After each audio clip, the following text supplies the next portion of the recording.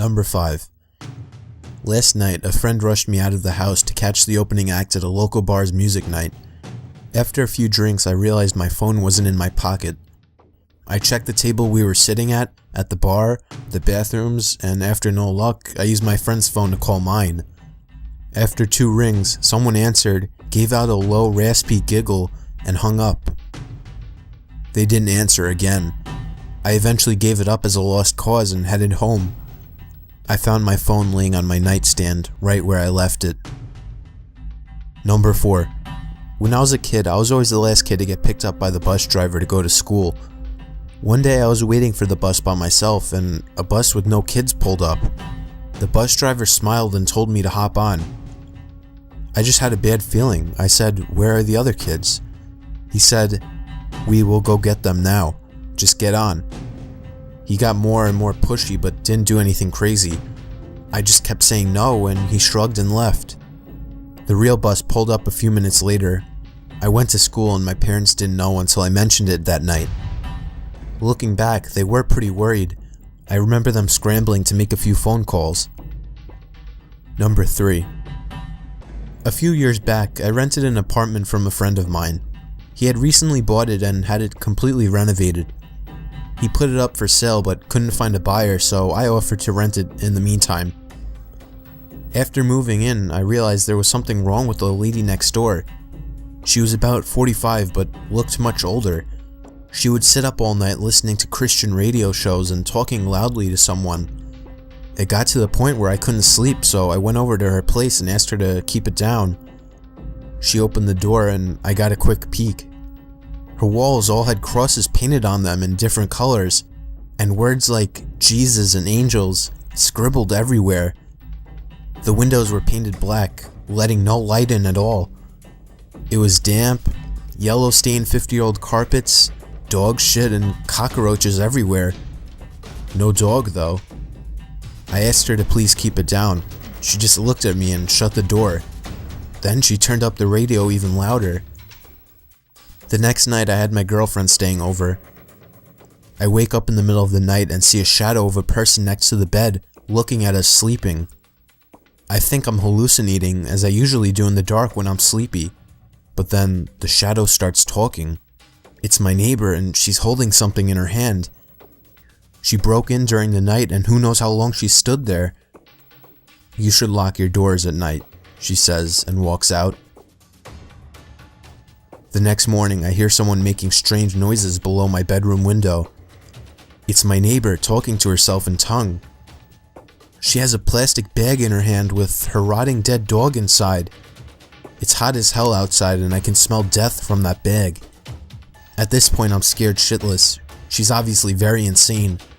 I go upstairs and knock on another person's door and ask them what the hell is going on. The guy is as scared as me. Apparently she broke into his apartment one evening as well while he was watching TV with his kids. He got up from the couch to get a snack, only to find her behind the couch, staring at him holding a power drill. Come to think about it, now I know what was in her hand. At this stage, I'm basically shitting myself. I call the cops and they know all about her. Apparently she's a violent schizophrenic and she hasn't taken her meds, but they can't force her or enter her apartment without her permission because she owns it.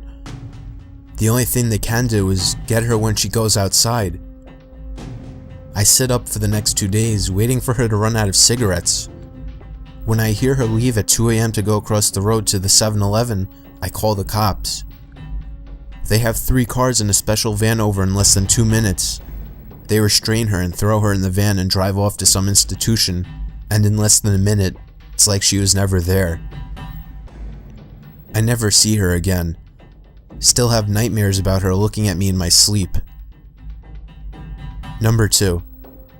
I was about 15 minutes from finishing the night shift at work when there was a massive crash on one of the windows in the office, so I get up and go check it out. Someone has thrown quite a sizable rock through one of the windows on the front of the building. This is made especially weird because I'm working in the industrial district at 11:30 at night with none of the other businesses open. I go back to my desk, put a quick call through to security to let them know and decide to head home. As I'm leaving the building, I'm freaking myself out about it more and more and end up running to my car, getting in and taking off.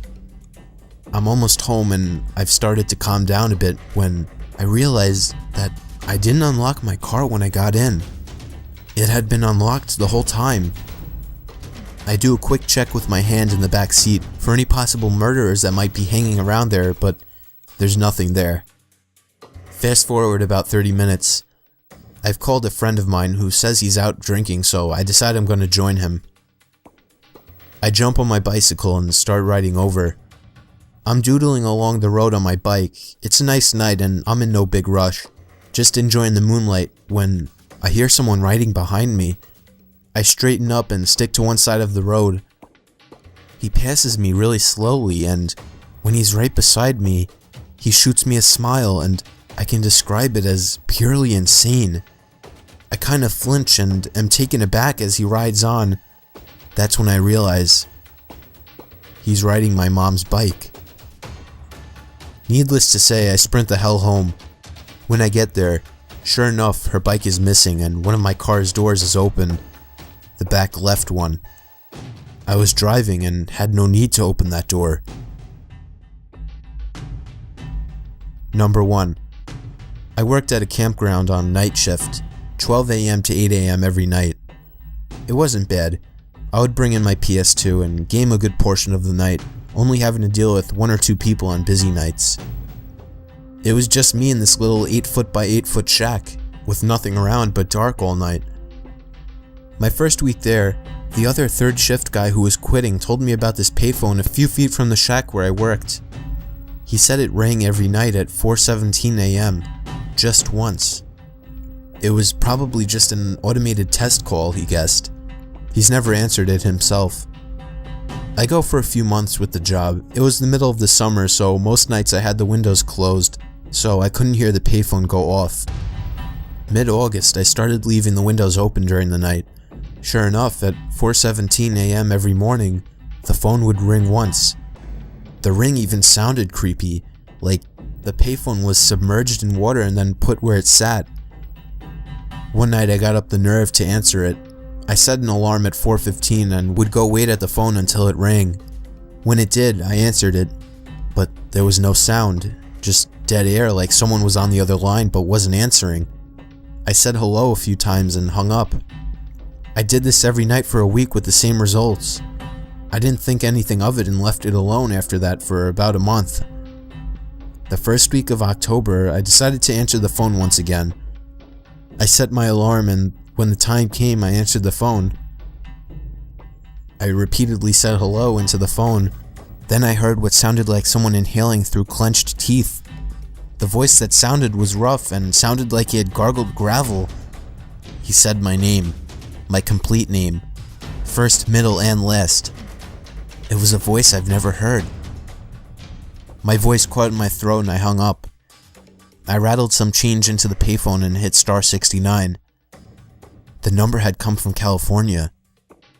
I lived in Indiana.